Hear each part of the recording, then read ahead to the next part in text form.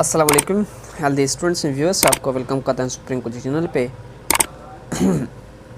आज matric chemistry का chapter number 2 है और चैप्टर नंबर 2 का लेक्चर नंबर 1 है। इस चैप्टर का जो टाइटल है वो क्या है? Carbon, silicon and their derivatives means their compounds. इसमें हमें जो पढ़ना है वो कार्बन, सिलिकॉन और उसके कंपाउंड्स पढ़ने हैं। मीन्स ये जो चैप्टर है इसके 2 पार्ट्स हैं। एक तो पार्ट किसका है? कार्बन का। दूसरा पार्ट किसका होगा? सिलिकॉन का। ठीक है। मीन्स सिंपली आप यही बोल सकते हो कि हमारा जो ये चैप्टर नंबर 2 है इसमें 2 पार्ट्स हैं। एक पार्ट किसका है? कार्बन का, और दूसरा किसका होगा? सिलिकॉन्स का। इसमें हमारे को कार्बन्स के कौन कौन से प्रॉपर्टीज़ पढ़ने और सिलिकॉन के कौन कौन से प्रॉपर्टीज़ पढ़ने होंगे। इसमें पहले तो आप लोगों को introduction of carbons, allotropes of carbons, और उसके बाद structure of its allotropes, diamond, graphite, buckyball, physical as well as chemical properties of carbons and uses. उसके बाद हमारे पास क्या आ जाएगा? Silicon, its introduction of silicon, occurrence, properties, uses. और उसके बाद सिलिकॉन का जो होते हैं वो silica, water glass and chemical garden, silica gel, यही पढ़ने होंगे हमारे को सिलिकॉन वाले पोर्शन में। आज हम स्टार्ट करेंगे पहले तो दोनों को साथ में, क्योंकि according to the periodic tables हमारे को पढ़ना है। पहले तो उनको देखें कि पीरियोडिक टेबल्स में एक किस पीरियड से और किस ग्रुप से बिलोंग करते हैं। ठीक है। अब आप लोगों को ये तो पता होगा कि हमारे पास जो पीरियोडिक टेबल है वो आप लोगों ने 9th केमिस्ट्री में पढ़ा होगा। उसमें हमारे पास जो पीरियड है वो ये आप देख लें कि हमने जो पीरियड्स बनाए हैं इसमें इसको बोलते हैं पीरियड नंबर फर्स्ट, और इसको पीरियड नंबर 2 और इसको पीरियड नंबर 3 बोलते हैं। अब आप देखें हमारे पास जो पीरियड्स के बाद इसमें क्या होता है? ग्रुप्स में डिस्ट्रीब्यूट किया जाता है। इसको बोलते हैं first A groups, second A, third A, fourth A, fifth, sixth, seventh and 8th A groups. ठीक है। अब यहाँ पे देखें कार्बन्स और सिलिकॉन्स किस ग्रुप से बिलोंग करते हैं? सर वो तो ग्रुप्स नंबर 4th ए से बिलोंग करते हैं। Means belongs to group 4th A. अब दोनों का ग्रुप सेम है। 4th ए ग्रुप्स में क्यों बिलोंग करें? क्योंकि इनकी वैलेंसी क्या होती है? 4 होती है। आप ये लिख लें कि वैलेंस इलेक्ट्रॉन्स कितने इसके? 4 हैं। इलेक्ट्रॉन कितने होते हैं इसके? 4 वैलेंस इलेक्ट्रॉन है किसके? Carbons as well as silicon के। अब बात करें पीरियड के, तो जो हमारे पास कार्बन कौन से पीरियड से बिलोंग कर रहा है? 2nd पीरियड से। कार्बन कौन से पीरियड से है? 2nd। ये कौन सा पीरियड है? 3rd। और सिलिकॉन किस पीरियड से होगा? 3rd पीरियड से होगा। ठीक है। अब बात करते हैं उसके इलेक्ट्रॉनिक कॉन्फ़िगरेशन।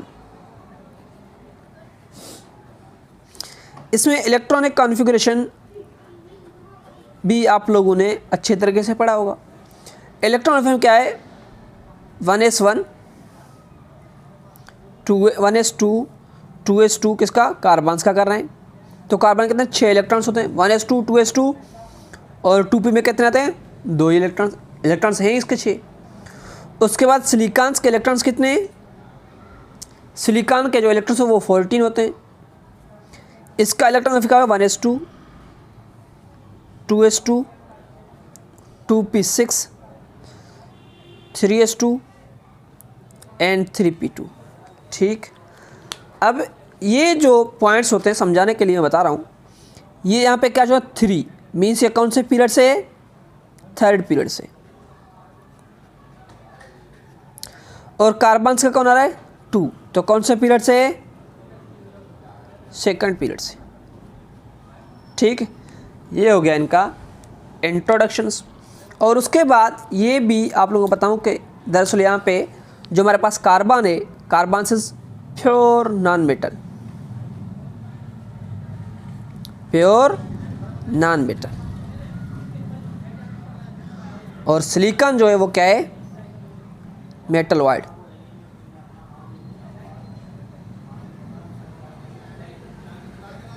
ठीक है, अब नॉन मेटल्स, मेटलॉइड्स और ये दरअसल तीन होते हैं, एक होता है मेटल, नॉन मेटल, मेटलॉइड्स। ये हमने लेक्चर्स में पढ़े थे पहले फर्स्ट ईयर वाले में। इसका लिंक मैं आप लोगों को डिस्क्रिप्शन दे दूंगा या आइकॉन पे आपको वहाँ पे मिल जाएगा, आप वहाँ पे देख लेना। ठीक है, अब दूसरा बात करते हैं। आज जो हमारा टॉपिक है वो क्या है, ये तो हो गया introduction of carbon and silicon. अब पढ़ना क्या है, कार्बन्स, अकरेंस ऑफ कार्बन्स। ठीक है, अब बात करते हैं occurrence of carbon. Occurrence of carbons दरअसल ये 16th मोस्ट एबिडेंट एलिमेंट्स है इन अर्थ कस्ट। अर्थ कस्ट में इसकी कौन सी पोजीशन है, 16th पोजीशन से। और ये जो मिलती है वो में दो फॉर्म से मिलता है, एक तो फ्री स्टेट में, दूसरा किस में, कंबाइंड स्टेट में। फ्री स्टेट में क्रिस्टलाइन फॉर्म्स में होते हैं। क्रिस्टलाइन फॉर्म में इसके हमारे पास जो है 3 क्रिस्टलाइन फॉर्म्स होते हैं। कौन कौन से, एक होता है diamond,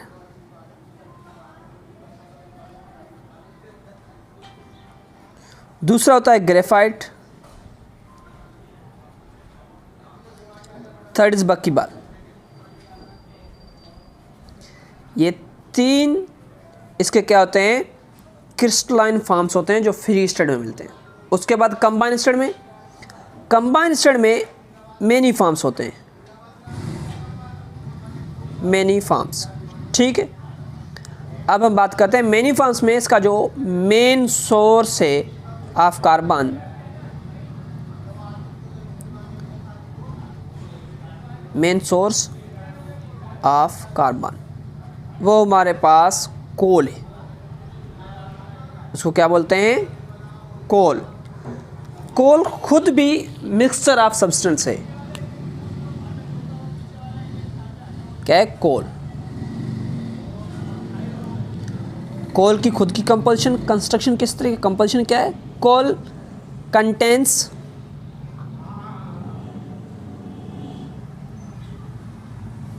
carbon, hydrogen, oxygen, nitrogen, phosphorus and sulphur. ये एलिमेंट्स इसमें क्या होते हैं, प्रेजेंस होते हैं किसके अंदर, कोल्स के अंदर। ठीक है, अब कोई पूछे मेन सोर्स ऑफ कार्बन कौन है, main source of carbon is a coal. और क्रिस्टलाइन फॉर्म्स ऑफ कार्बन्स कितने हैं, 3 हैं, डायमंड, ग्रेफाइट एंड बक्कीबाल। अब हम बात करते हैं कि अगर ये जो कोल है हमें कितने फॉर्म्स में मिलती है। कोल खुद बहुत सारे फॉर्म्स में होते हैं, मिक्सचर ऑफ कंपाउंड्स है, मिक्सचर ऑफ सब्सटेंस है। मीन्स हमारे पास ये, अगर इसकी फॉर्म्स की बात करें वो किस मेथड में। अब बात करते हैं कि कोल्स बनता कहाँ से। कोल जो बनता है वो कहाँ से, अगर प्लांट्स क्या हो जाएं, डिकम्पोज हो जाएं, क्या हो जाएं, डीके हो जाएं। अगर प्लांट्स क्या होते हैं, डीकेज हो जाते हैं, तो वो किस में चेंज होते हैं, कोल्स में। कोल में चेंज होने के लिए ये डायरेक्टली इस मेथड में नहीं है कि जैसे ही प्लांट्स डीके होगा वो कोल में चेंज हो जाए। इसके फार्मेशन के बहुत सारे प्रोसेस होते हैं। अब फार्मेशन ऑफ कोल्स, हम वो मेथड जा रहे हैं formation of coals. Formation of coals लिए कितने स्टेप्स होते हैं, क्या होते हैं, स्टेप्स। सिंपली अगर हम बोल रहे हैं यहाँ पे प्लांट है, प्लांट क्या होगा, डिकम्पोज। जैसे ही प्लांट्स डिकम्पोज होगा तो ये फर्स्ट स्टेज जो होगा इसका वो फार्मेशन ऑफ पीट होगा। ठीक है, अब ये जो पीट फार्मेशन हो गई है तो ये उसके बाद अगर ये खुद डिकम्पोज हो जाए, ये जो हमारे पास पीट बनाए पीट, ये क्या हो जाए, डिकम्पोज हो जाए। अगर ये फर्दर डिकम्पोज होगा तो ये जो चेंज होता है इसको बोलते हैं ब्राउन कोल। क्या होता है, ब्राउन कोल, या आप इसको लिग्नाइट भी बोल सकते हो, आल्सो कॉल्ड लिग्नाइट। ठीक है। अब उसके बाद ये ब्राउन कोल फर्दर डिकम्पोज होगा। ब्राउन कोल फर्दर डिकम्पोज होगा किसमें? बिट्यूमिनस कोल में। किसमें? सॉफ्ट कोल।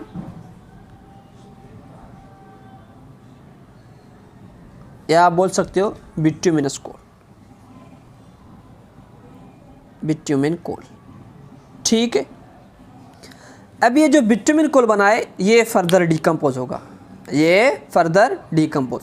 ये जैसे ही फर्दर डिकम्पोज हो जाएगा, फाइनल स्टेट जो होगा वो क्या होगा? हार्ड कोल।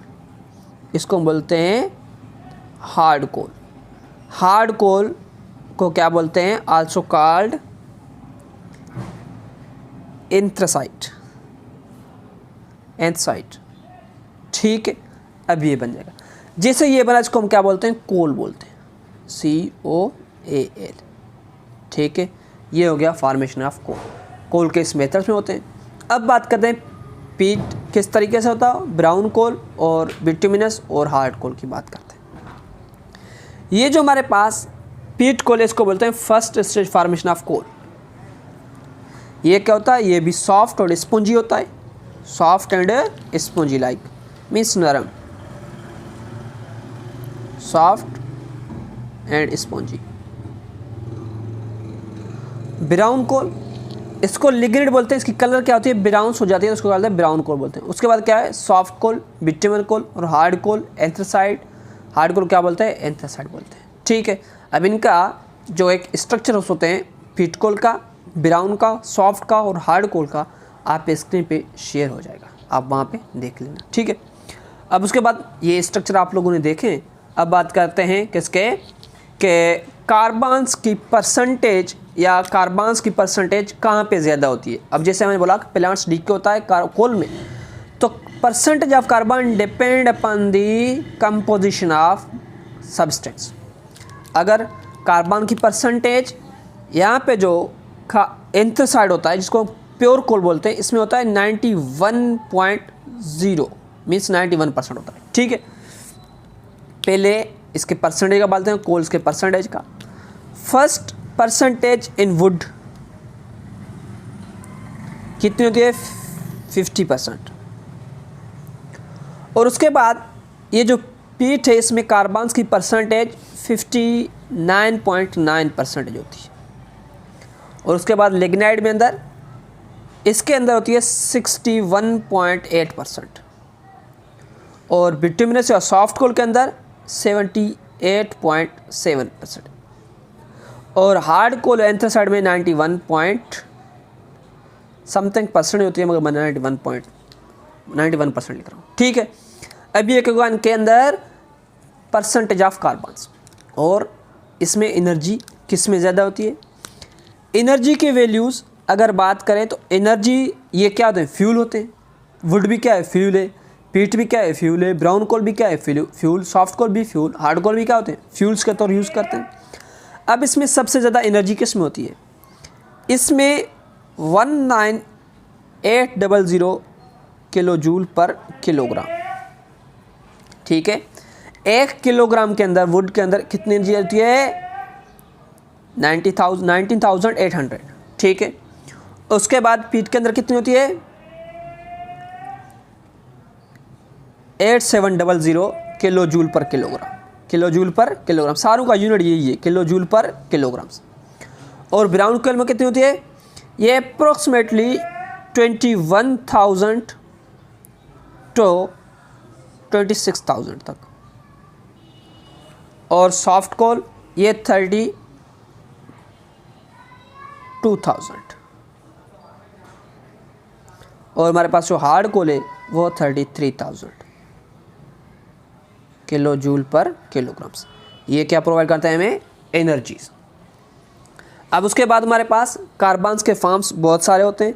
जैसे कार्बन के फॉर्म्स की बात करें तो कार्बन्स, ब्लैक कार्बन भी आप लोगों ने पढ़ा होगा। हमारे पास जो चैप्टर नंबर 2 में ब्लैक कार्बन्स पढ़ा था। अब बात करते हैं ब्लैक कार्बन्स की formation. Black carbon and charcoal.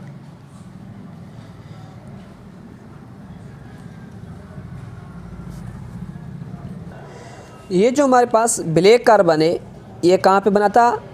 Chapter number 2 में हमने चैप्टर नंबर 1 में बोला जब मीथेन को लिमिटेड, यहाँ पे मैं लिखता हूँ लिमिटेड सप्लाई ऑफ ऑक्सीजन, तो इसको अप्रोक्सीमेटली 800 डिग्री सेंटीग्रेड हीट करें तो कार्बन प्लस वाटर बन जाता है। तो ये कार्बन जो होता है क्या होता है, ब्लैक कार्बन।